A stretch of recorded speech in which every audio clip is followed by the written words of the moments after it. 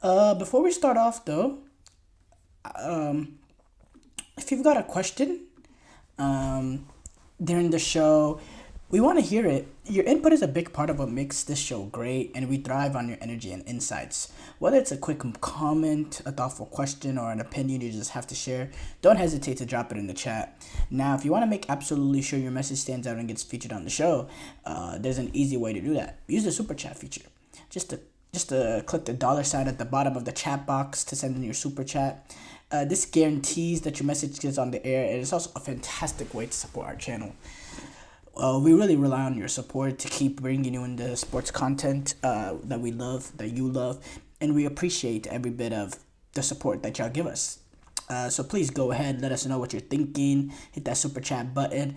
Let's keep this show as interactive and exciting as possible. And if you prefer, you can also go to gsmcpodcast.net to tip, donate, to leave a comment or question there. We couldn't do what we do without your amazing support, and we're so thankful to have you as part of our community.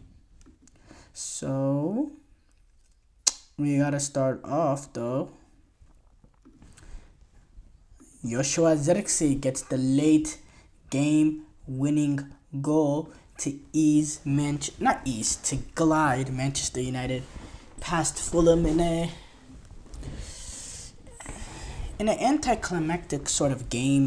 There was that big moment, that late game winner. But apart from that, not the most entertaining of games, not the biggest, not the best,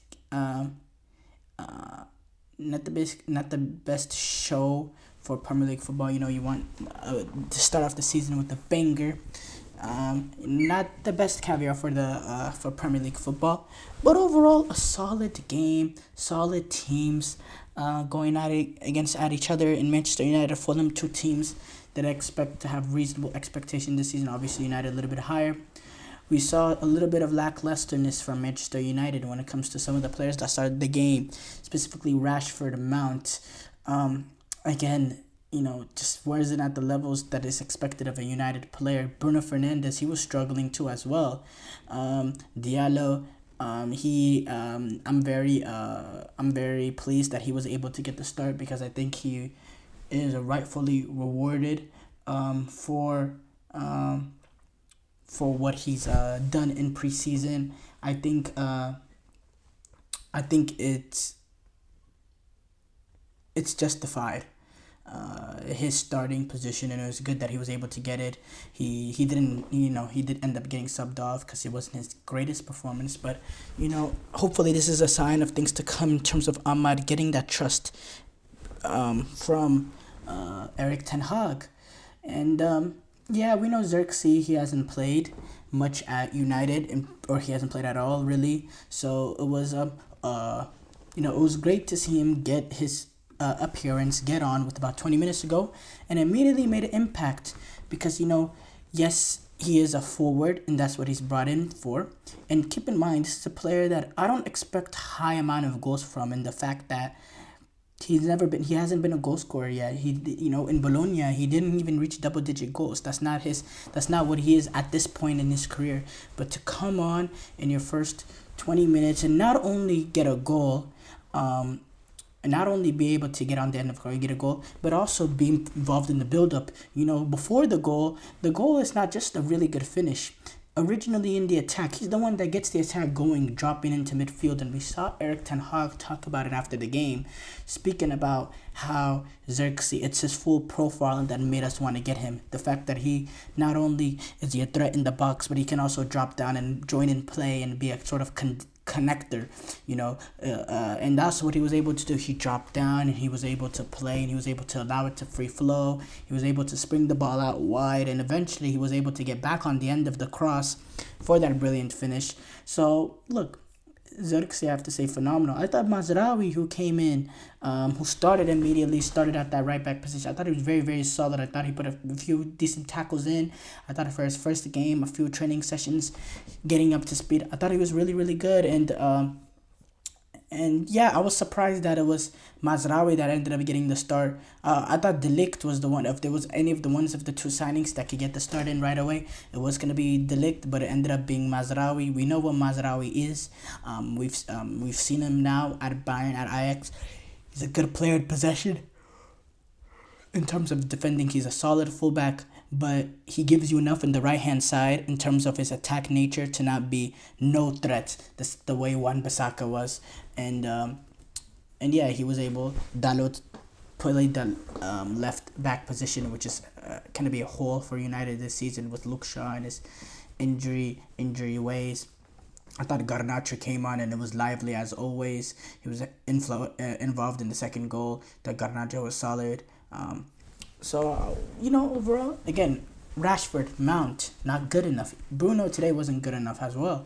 These sort of players, Eric Ten Hag needs to realize, especially with Rashford and Mount, he needs to realize what it is and what it's not. Rashford and Mount, over the past, year or so now, have really been almost dead weight for United, and they've continuously been in that starting positions as long as they're healthy, and it's time that they need a serious kick buck the bad side, because it's not been good enough. Mason Mount's been awful since he's been at Manchester United. Yes, he's had injury concerns, but he's spent enough time on the pitch, and on his time on the pitch, he's been awful. Marcus Rashford has been awful so far for the last year and a half or so. He's been awful, but he's still picked game in and game out, and he survives 90 minutes game in and game out. It's, eventually, you need to go with the guys that are giving you form and that are have the on decent form. And right now, just based on preseason and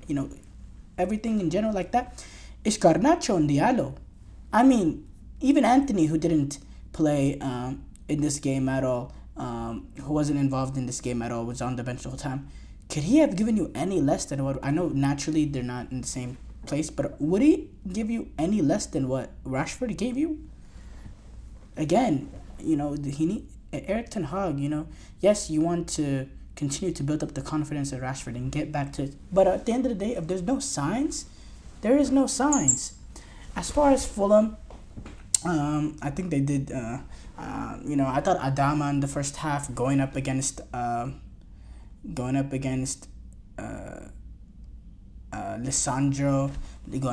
Lisandro and Dalot. Who it was weird, they were kind of interchanging, but I thought Adamo had a very decent game in that first half. He was getting at them. He was, especially Alessandro, but they were able to tidy it up.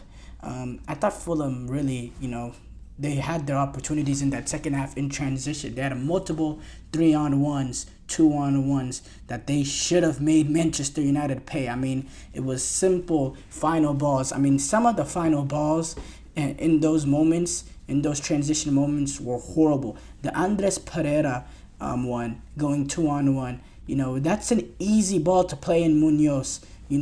Harry Maguire, yes, he's in a position where, he's in a good defensive position, but Harry Maguire, it wasn't really great defending. All he needed to do was put a foot out. That ball was horrible. That was a low-class ball. And this is Andres Pereira, who was one of the mainstays on this Brazil national team for this summer's Copa America. Maybe shows the level that Brazil is at right now. I mean, that ball was horrible. And some of United's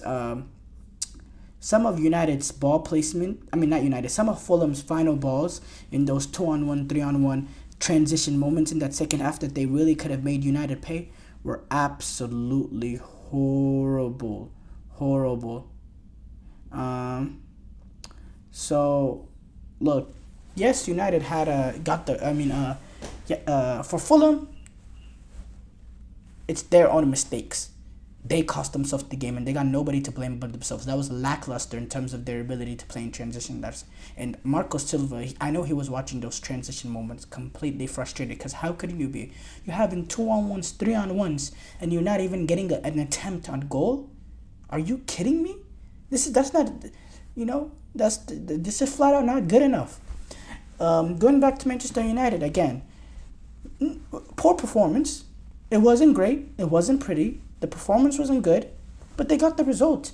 And when you're early in the Premier League season, in this sort of first game, in the early stage games, the result is important.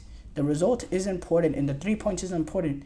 But at the same time, results are temporary. No, okay, results are not temporary. 3 points will last forever, but the results don't tell the full story.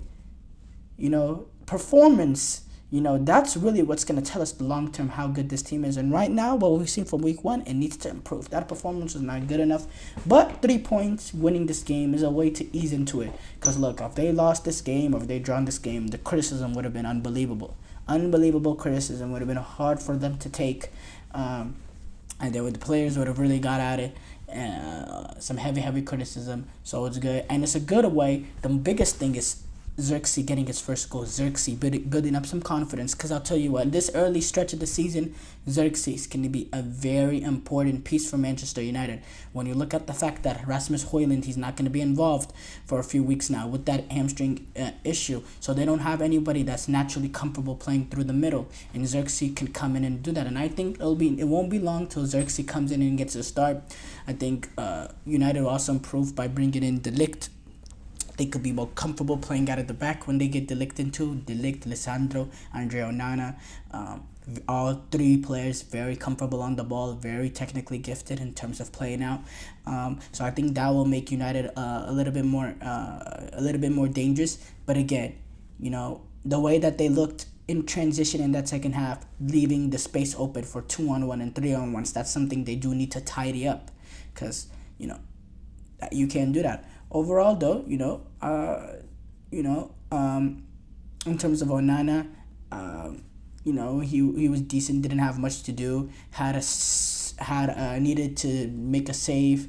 To sign Kenny Tate, in the early on, but apart from that, not much. Mazraoui, I thought he was pretty good in his first game. Had a few good last-ditch efforts from Adama Traore across. Had a few decent tackles. He was decent. Maguire, he was good in the air.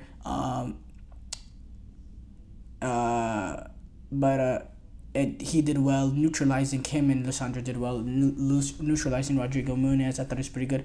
Lisandro, I talked about it earlier in the first half, losing his battles to Traore, but overall, played a decent game. A few sloppy passes here and there, but overall he was decent. Dalot to play left back, I thought he was pretty good in the fact that that's not his natural position, and you can't expect much going from him forward because it's on his weaker foot. So I thought Dalot was pretty good. I